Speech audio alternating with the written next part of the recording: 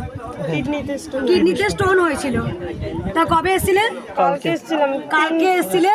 কালকে তো আমি তোমাদের ত্রিশূল দিইনি, আমি কি করেছিলাম?